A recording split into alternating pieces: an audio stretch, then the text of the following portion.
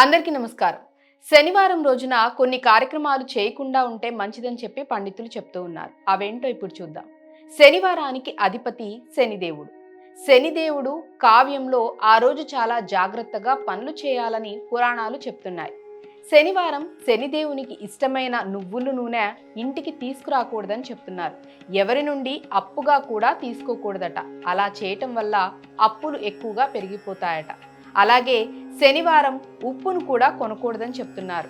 అష్ట కష్టాలు పడతారట ఒకవేళ వాటిని కొంటే. ఒకవేళ తెలియక కొన్నా కూడా దాన్ని ఆ రోజు వాడకూడదని చెప్తున్నారు. శనివారం పూట అగ్గిపెట్టె, సూది, బొగ్గు కూడా కొనకూడదని చెప్తున్నారు.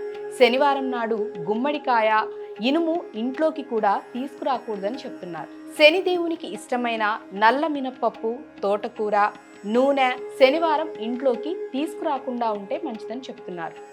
శనివారం నాడు చెప్పులు కూడా కొనకూడదని చెప్తున్నారు మన పండితులు.